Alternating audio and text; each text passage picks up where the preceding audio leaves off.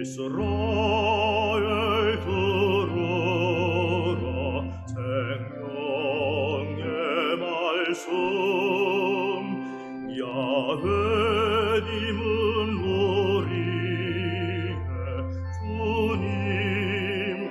주님이시니.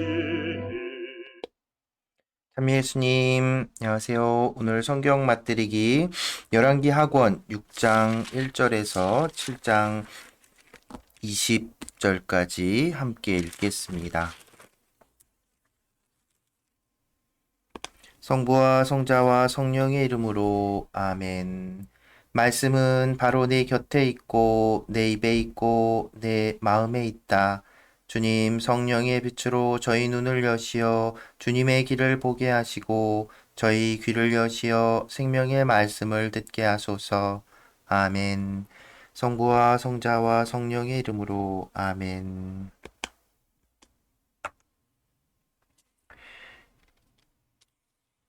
엘리사가 잃어버린 도끼를 찾아주다. 예언자 무리가 엘리사에게 말하였다. 보십시오. 스승님 앞에서 지내는 이곳이 저희에게 너무 좁습니다. 저희가 요르단 강으로 가서 저마다 들볶감을 하나씩 가져다가 저희가 지낼 곳을 짓는 것이 좋겠습니다. 엘리사가 가거라 하자 한 사람이 이 종들과 함께 가시는 것이 좋겠습니다 하고 말하였다. 엘리사는 그래 나도 가마 하고 그들과 함께 떠났다. 그들은 요르단 강에 이르러 나무를 자르기 시작하였다. 그런데 한 사람이 들볶감을 찍어 넘기다가 도끼를 물에 빠뜨렸다. 그가 아이고 스승님 저것은 빌려온 도끼인데요 하고 소리치자 하느님의 사람이 도끼가 어디에 빠졌느냐 하고 물었다. 그가 그 자리를 가리키니 엘리사는 나뭇가지를 꺾어 그곳에 던졌다. 그러자 도끼가 떠올랐다. 엘리사가 그것을 집어 올려라 하고 이르니 그가 손을 뻗어 도끼를 잡았다. 엘리사가 아람 군대를 사로잡다. 아람 임금이 이스라엘과 싸움을 하던 때였다. 그는 신하들과 의논한 뒤 이러이러한 곳에 내 진을 쳐라 하고 일렀다. 그러나 하느님의 사람이 이스라엘 임금에게 전가를 보냈다. 그곳을 지나가지 않도록 조심하십시오. 아람군이 그리로 내려올 것입니다. 이에 이스라엘 임금은 하느님의 사람이 일러준 곳에 사람을 보냈다. 이런 식으로 하느님의 사람이 임금에게 경고하여 임금이 조심한 적이 한두 번이 아니었다. 이 일 때문에 아람 임금은 마음이 크게 흔들려 신하들을 불러놓고 말하였다. 우리 가운데 이스라엘 임금과 내통하는 자가 누구인지 밝히지 못하겠소. 그러자 신하들 가운데 한 사람이 대답하였다. 저의 주군이신 임금님, 그런 자는 없습니다. 사실은 이스라엘에 엘리사라는 예언자가 있어 임금님께서 침실에서 하시는 말씀까지도 이스라엘 임금에게 알려주고 있습니다. 아람 임금은 가서 그가 어디에 있는지 알아보아라. 내가 사람을 보내어 그를 사로잡겠다 하고 일렀다. 그러자 그가 도탄에 있습니다 하는 보고가 임금님에게 들어왔다. 임금은 군마와 병거와 큰 부대를 보냈다. 그들은 밤중에 도착하여 성읍을 포위하였다. 하느님의 사람의 시종이 아침 일찍 일어나서 밖에 나갔다가 군마와 병거를 거느린 부대가 성읍을 둘러싸고 있는 것을 보았다. 그 종이 엘리사에게 아이고 주인님 이걸 어찌하면 좋습니까? 하고 물었다. 엘리사는 두려워하지 마라. 우리 편이 그들 편보다 많다. 하고서는 이렇게 기도하였다. 주님, 저 아이의 눈을 여시어 보게 해 주십시오. 그러자 주님께서 그 종의 눈을 열어주셨다. 그가 보니 군마와 불병거가 엘리사를 둘러싸고 온 산에 가득하였다. 아람 군대가 엘리사에게 내려올 때 엘리사는 주님께 저 민족을 치시어 눈이 멀게 해 주십시오 하고 기도하였다. 그러자 주님께서는 엘리사의 말대로 그들을 치시어 눈이 멀게 하셨다. 이에 엘리사가 그들에게 말하였다. 이 길이 아니요, 이 성읍이 아니요, 나를 따라오시오. 당신들이 찾는 그 사람에게 데려다 주겠소. 그러고 나서 엘리사는 그들을 사마리아로 데려갔다. 그들이 사마리아에 들어섰을 때 엘리사는 주님, 이 사람들의 눈을 여시어 다시 보게 해 주십시오 하고 기도하였다. 주님께서 그들의 눈을 열어주시자 그들은 자기들이 사마리아 성 안에 있는 것을 알게 되었다. 이스라엘 임금이 그들을 보고 엘리사에게 물었다. 아버님, 저들을 쳐 죽일까요? 제가 쳐 죽이겠습니다. 엘리사가 대답하였다. 그들을 쳐 죽여서는 안 됩니다. 임금님께서는 쳐 죽이시려고 칼과 활로 포로들을 사로잡으십니까? 오히려 그들에게 빵과 물을 주어 먹고 마시게 한 다음 자기 주군에게 돌아가게 하십시오. 그리하여 임금은 큰 잔치를 베풀어 먹고 마시게 한 다음 그들의 주군에게 돌려보냈다. 그러자 아람의 약탈자들이 다시는 이스라엘 땅에 쳐들어오지 않았다. 포위된 사마리아가 굶주림의 허덕이다.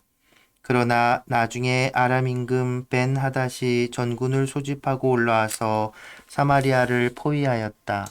그들의 포위가 계속되자 사마리아는 큰 굶주림에 시달려 나귀 머리 하나가 은 80세켈에 팔리고 비둘기똥 4분의 1 컵이 은 5세켈에 팔릴 지경에 이르렀다.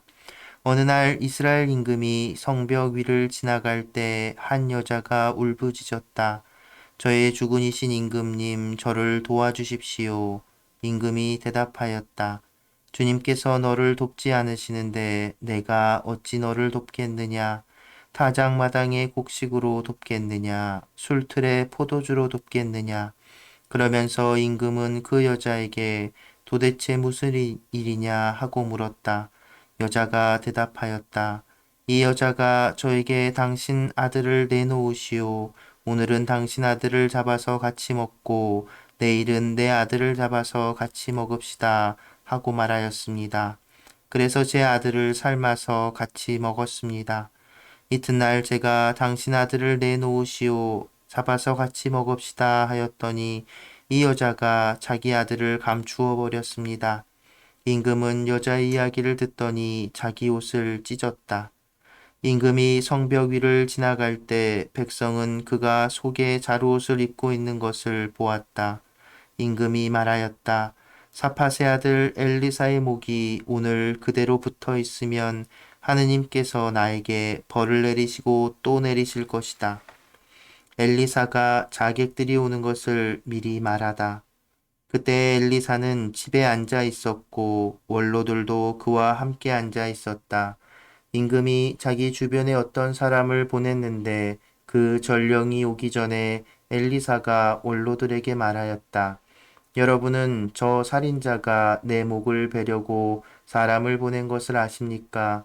전령이 오는 것을 보고 있다가 문을 잠그십시오. 문을 단단히 걸어야 합니다. 그를 뒤따라오는 주군의 발자국 소리가 들리지 않습니까? 엘리사가 아직 원로들에게 말하고 있는 사이에 임금이 그에게 내려와 말하였다. 이 재앙은 분명 주님께서 내리신 것이요. 그런데 이제 내가 주님께 무엇을 더 바라야 한단 말이오. 엘리사가 말하였다. 주님의 말씀을 들으십시오.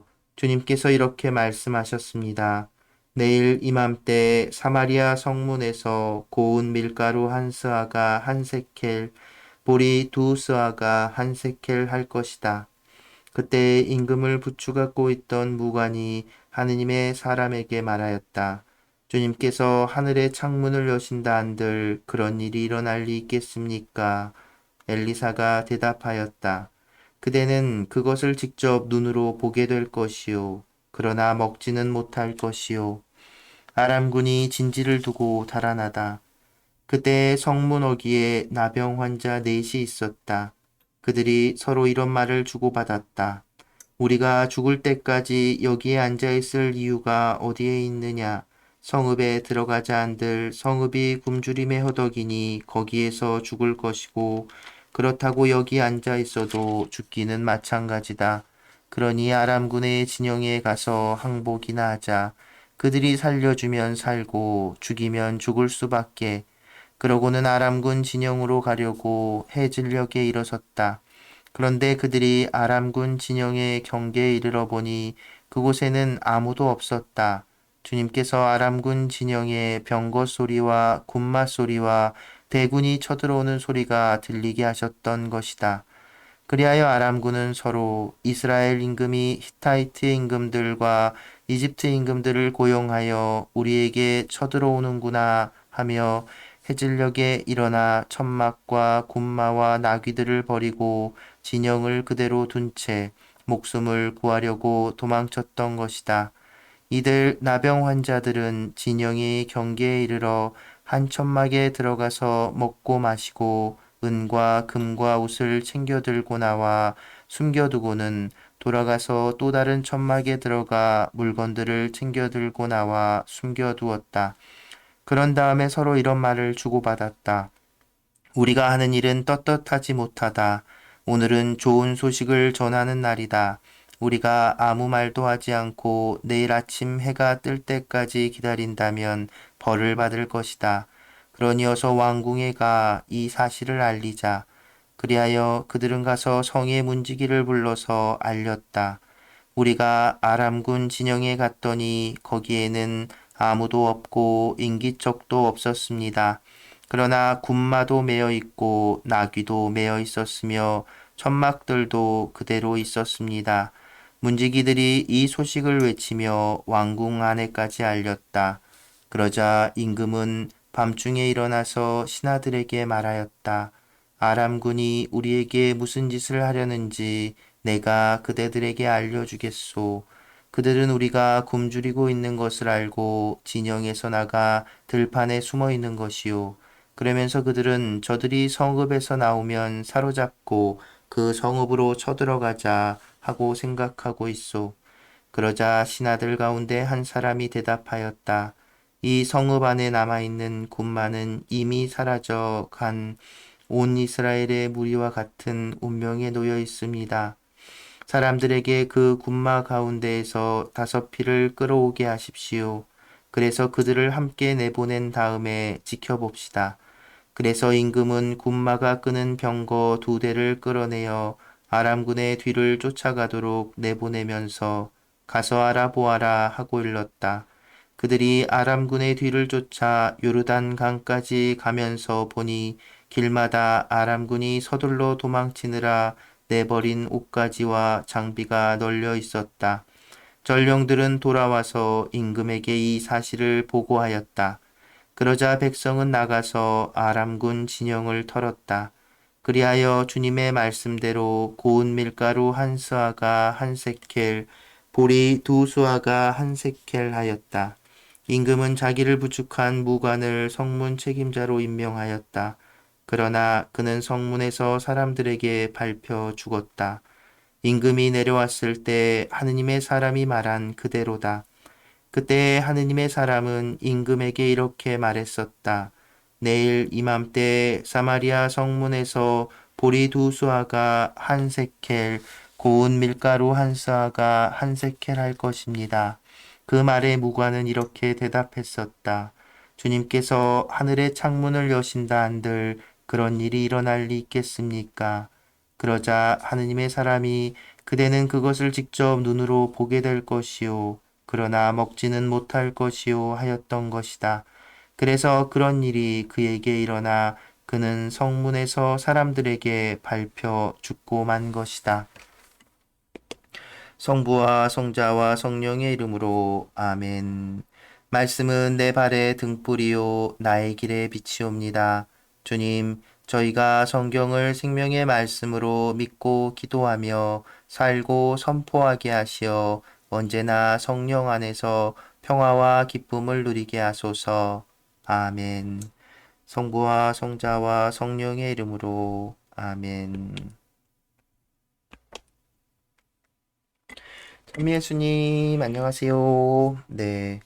우리는 이제 엘리사에 대한 이야기들, 여기 보면 이제 엘리사의 기적 이야기라고 할 수 있는 이야기들 계속 보고 있습니다. 6장, 7장에서는, 이제 뭐 특별히 이제 아람과의 전쟁과 관련된 이야기가 나오는데 사실은 이스라엘 임금의 이름도 등장하지 않고 아람 임금도 명확하게 등장하지 않고 물론 이제 7장에서는 아니죠. 6장 뒷부분 이제 에서는 벤 하닷이라는 아람 임금 이름이 등장하기는 하지만 이게 이제 이런 명확한 게 제시를 하지 않습니다. 그런 것들을 볼 때 이 내용들은 앞서 나아만 이야기서부터 해서 8장 15절까지 이 엘리사에 관련된 이런 이 전해지는 이야기들이 이렇게 있었고 이것들을 이제 뭐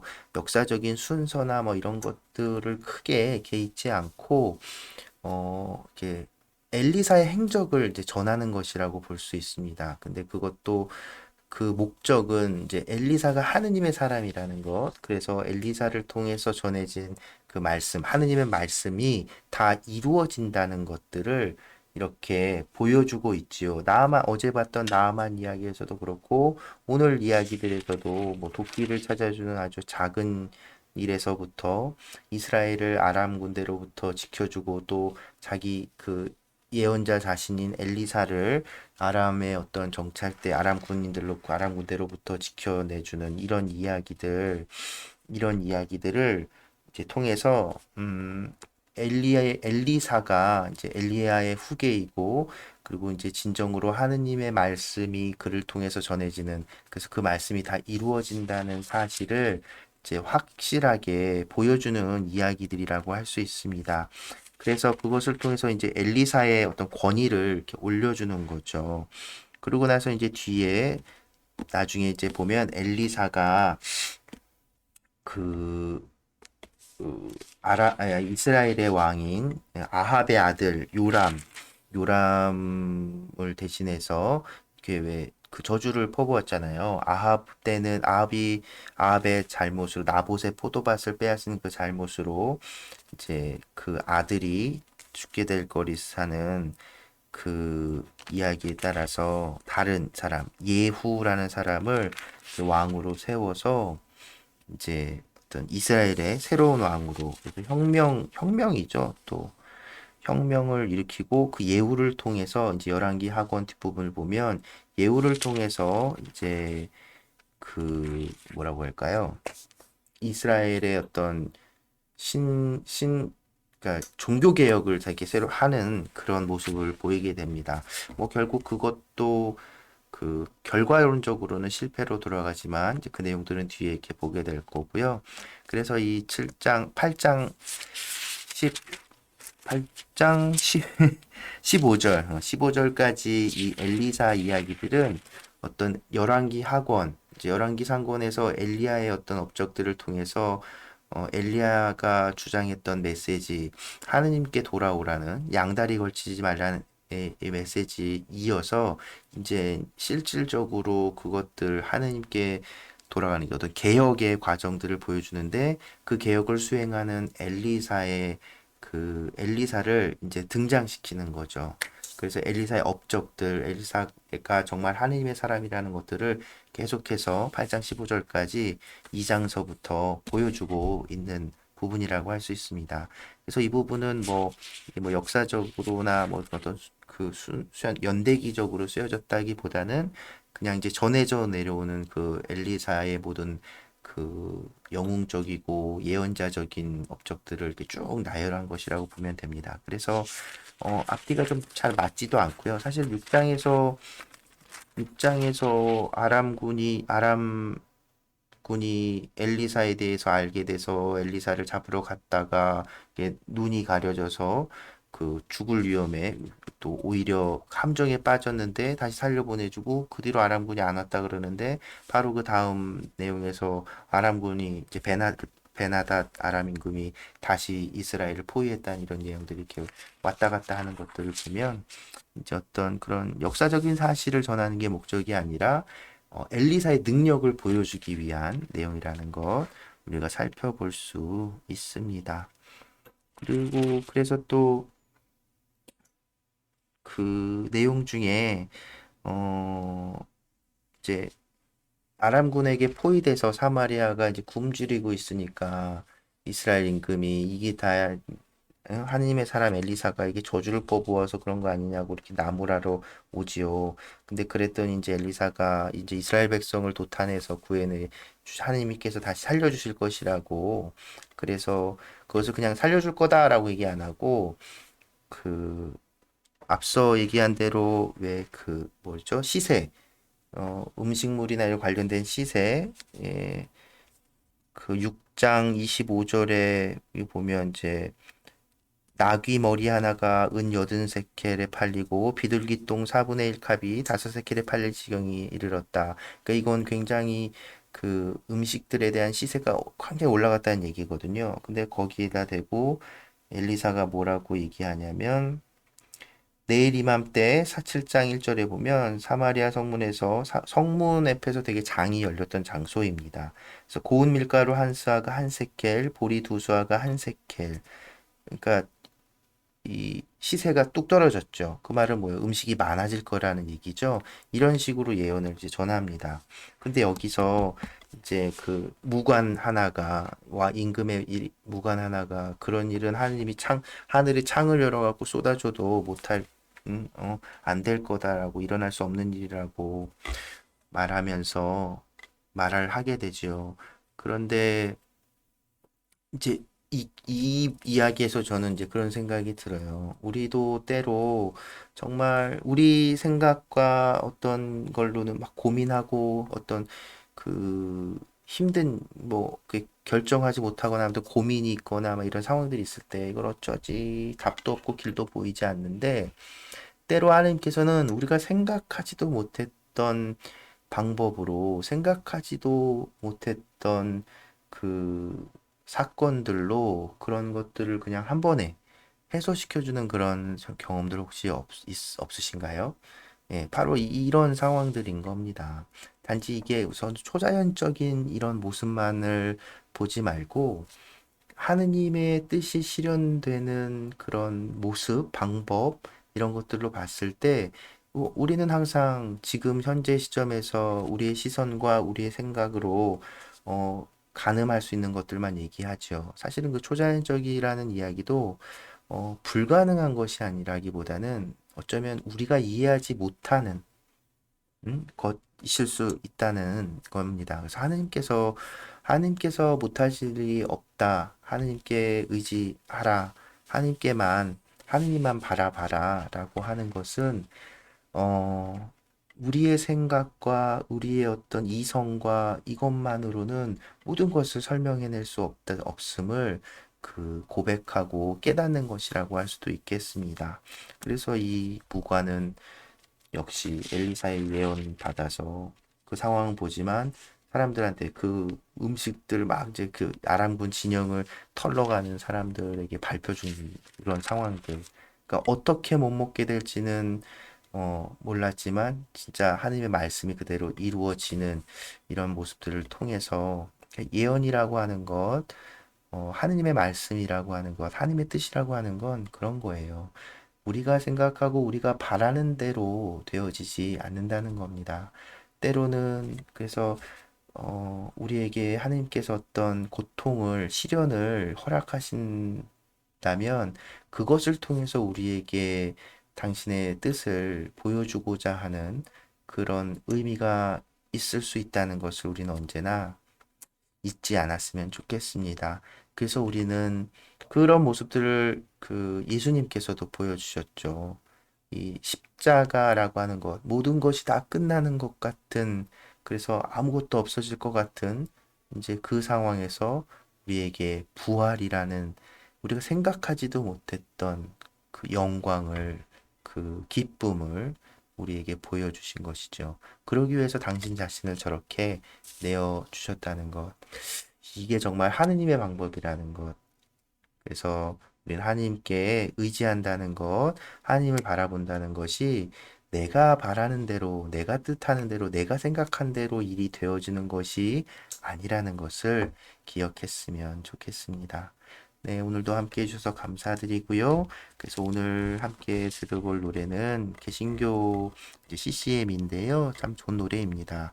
주만 바라볼지라라는 노래를 우리 또 제가 종종 들려드리는 우리 존 형제님께서 또 아름답게 불러주신 영상으로 함께 들어보겠습니다.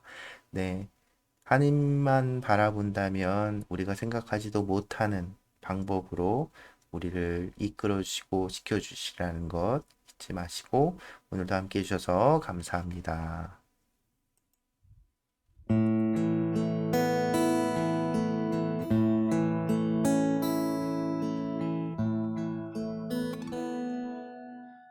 하느님의 사랑을 사모하는 자, 하느님의 평안을 바라보는 자, 너의 모든 것 창조하신 우리 주님이 너를 얼마나 사랑하시는지 하느님께 찬양과 경배하는 자, 하느님의 선하심을 닮아가는 자, 너의 모든 것 창조하신 우리 주님이 너를 자녀 삼으셨네. 하느님 사랑의 눈으로 너를 어느 때나 바라보시고 하느님 인자한 귀로서 언제나 너에게 기울이시니 어두움에 밝은 빛을 비춰주시고 너의 작은 신음에도 응답하시니 너는 어느 곳에 있든지 주를 향하고 주만 바라볼지라.